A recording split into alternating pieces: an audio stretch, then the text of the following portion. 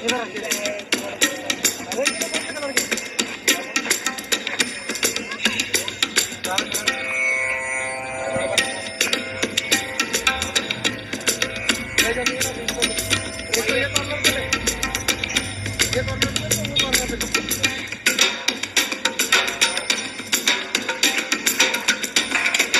आंदोलन आंदोलन करणे, अधिकाराचा विचार करणे, माहिती अधिकार ठेवणे आदी प्रकार सर्व लुप्त होत आहे, बंद होत आहे।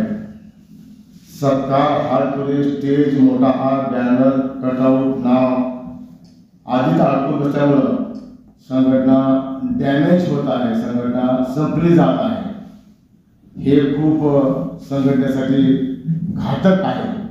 हार, तुरे, स्वागत, नाव हे अत्यंत विषारी रसायन आपल्या डोक्यात शिरल्यामुळे संघटना वाढू शकत नाही, अशा प्रकारचे चित्र आहे।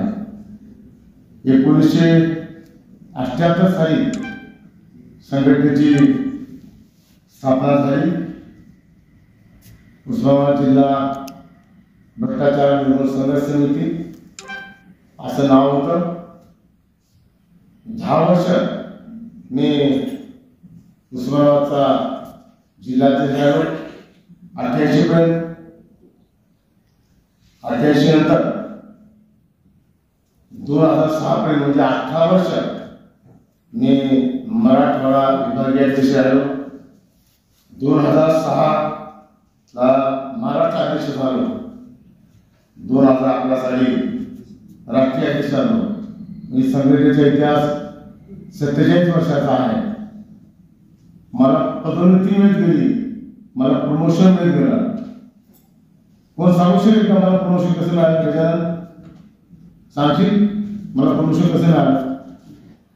मला प्रमोशन असं मिळालं की प्रत्येक अध्यक्षाच्या काळामध्ये माझ्यावर 400-500 केसेस व्हायच्या आणि आजच्या या आज 9 तारीख आहे, या 9 तारखेपर्यंत आतापर्यंत माझ्यावर जवळपास 2200 केसेस झाल्या आणि 200 केस वाढले की माझं प्रमोशन होत गेलं आणि सध्या आता 288 केसेस माझ्यावर पूर्ण भारतभर माझ्यावर आहेत। 1972 पासून सामाजिक कार्याची सुरुवात केलेली आहे। सामाजिक जीवनाची माझी 55 वर्ष चालू झालेली आहेत। आज सगळ्यात 9 वर्ष 32 दिवस पेक्षा जास्त काळ माझा अनेक राज्यामध्ये, अनेक जिल्ह्यामध्ये कारागृहामध्ये गेलेला आहे। मी एक स्वातंत्र्य सैनिक आहे, फ्रीडम फायटर आहे। 1975 साली भारतात सर्वात कमी वयाचा फ्रीडम फायटर म्हणून माझं नाव होतं आणि जॉर्ज फर्नांडिस यांनी या माझ्या नावाला विशेष महत्त्व दिलं। मी पूर्वी या आपल्या जिल्ह्यामध्ये होतो। मी 4 ते 5 वर्ष 78 ते 82-83च्या काळामध्ये या ठिकाणी विद्युत कॉलनीमध्ये वसंतराव काळे, बापूसाहेब काळजाते यांच्या तालमीत मी काम केलेलं आहे। असा संघटना कसा त्याला मोड गेला। यावर्षी एक वाशी जे काही चुकीच्या गोष्टी चाललेल्या आहेत त्याबाबत आम्ही या दौऱ्यामध्ये चर्चा करत आहेत। प्रथमतः संतोष देशमुख यांच्याबाबत सरकारची दिरंगाई झालेली आहे, त्याबद्दल सरकारचा आम्ही निषेध करतो आणि आम्ही असा निर्णय घेतलेला आहे की या राज्यामध्ये अत्याचार जे वाढलेले आहेत म्हणून महिलांना सांगितलं आपला आता बचाव कोणी करणार नाही। तुमच्या खिशामध्ये एक मिरचीची पूड ठेवा, 50 ग्राम तेजागरमची बाटली ठेवा। जर कोण तुमच्यावर चालून आला तर बिलकुलच्या तोंडावर तेजाब टाका। का सरकारचं बघितलं आपण मागच्या काळामध्ये बदलापूरच्या प्रकरणामध्ये सरकारने जाणीवपूर्वक या लोकांकडे दुर्लक्ष केलेलं आहे, त्यांना मदत केलेली आहे। मसाजोगचा प्रकार तोच आहे आणि आज या सरकारच्या चुकीच्या धोरणामुळे महाराष्ट्राचं नाव बदलून आता हे नाव मध्य राष्ट्र पडलेलं आहे। मध्य राष्ट्र का दारूचा एवढा प्रचंड हैदोस आहे, कुठला राजकीय माणूस, कुठला आमदार, खासदार याकडे बघायला तयार नाही. आणि दरवर्षी एका गावातनं किमान 10 ते 15 माणसं मरतात आणि एक माणूस मरत नाही. एका माणसाच्या मागे किमान 5 माणसाचं कुटुंब असतं आणि दरवर्षी एका गावातनं 100 ते 125 माणसं बेघर होतात. आणि म्हणून अखिल भारतीय भ्रष्टाचार निर्मूलन संघ समितीच्या वतीनं दारूच्या विरोधामध्ये आम्ही मोहीम चालू केलेली आहे. त्याचबरोबर ग्रामसेवक, तलाठी, गिरदावर, लाईनमन, डॉक्टर हे सज्जात राहत नसल्यामुळं गावामध्ये शेतकऱ्यांना प्रचंड मोठा त्रास होतो. एखाद्या महिलेची डिलिव्हरी असली की डॉक्टर नसल्यामुळं त्या महिलेचा मृत्यू होतो. आणि म्हणून संघटनेच्या वतीनं अत्यंत कडक पाऊल उचलायचं ठरलेलं आहे. येत्या 2 महिन्यात 3 महिन्यामध्ये याबाबत आम्ही कागदोपत्री आम्ही अगोदर कारवाई करणार आहोत. जर याच्यात यश आलं नाही तर आम्ही असा निर्णय घेतलेला आहे, ज्या ठिकाणी कोण तलाठी, ग्रामसेवक, गिरदा असेल त्याच्या तोंडाला काळं फासून त्याची गाळ बसून धिंड काढायचं काम आम्ही करणार आहोत. धन्यवाद. मैम क्या कहेंगे, ये जो महाराष्ट्र में लेडीज़ पे ज़्यादा अत्याचार बढ़ चुके हैं, इसके खिलाफ में आप अखिल भारतीय भ्रष्टाचार निर्मूलन संघर्ष समितीच्या संवाद यात्रा आम्ही सुरुवात केलेली आहे. गेली अनेक वर्षे झालं आम्ही समाजामध्ये कार्य करत आहोत. विशेष करून महिलांचा या समितीमध्ये खूप मोठ्या प्रमाणात महिला या समितीला जोडलेल्या आहेत.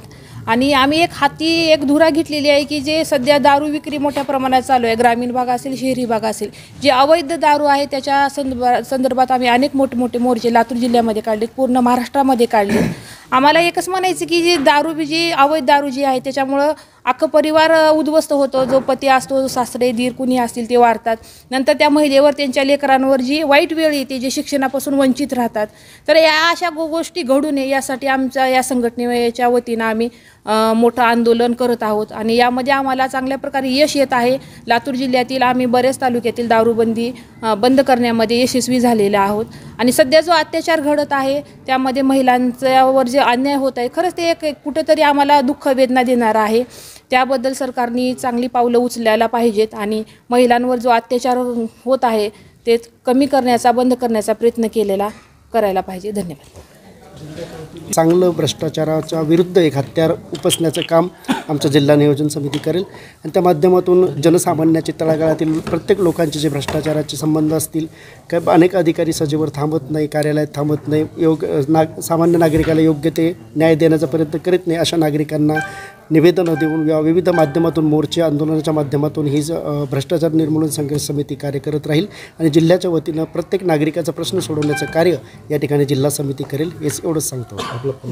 मी प्रदीप जगताप पाटील, जिल्हाध्यक्षपदावरचं दायित्व माझ्याकडे आहे. निश्चितच जिल्ह्यातील प्रत्येक जनसामान्याचे प्रश्न सोडवण्याचं काम जिल्हा समिती करत राहील असं सांगतो.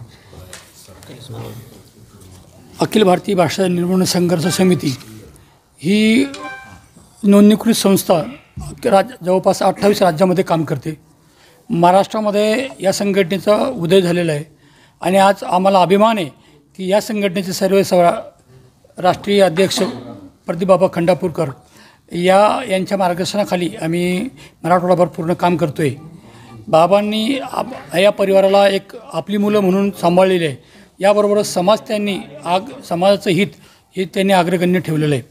तर समाजात ज्या वाईट चालीरूढी, प्रथा किंवा वाईट घटना असतील यावर त्यांनी वारंवार प्रहार केलेला आहे. मी मराठवाडा समन्वयक या नात्याने, जिल्हा समन्वयक आणि मराठवाड्याचा विभागीय अध्यक्ष या नात्यानं आज असं आश्वासित करतो या कार्यक्रमानंतर की लवकरच विभागीय आयुक्त कार्यालयावर एक निवेदन देऊन या जिल्ह्यामध्ये जी तलाठी, ग्रामसेवक आणि जी इतर शासकीय कर्मचारी मंडळी जी मुख्यालयाने शासन नियमाप्रमाणे ग्राह्य आहे ती राहत नसतील तर अशांचा लवकरच सर्वे करून त्यांच्या तक्रारी केल्या जातील. जर त्यांना वेळेत समज न मिळाल्यास किंवा कारवाई न झाल्यास तर विभागीय आयुक्तावर एक मोठा मोर्चा काढण्याचा आमचा मानस आहे. दादासाहेब काळे, मराठवाडा विभागीय अध्यक्ष.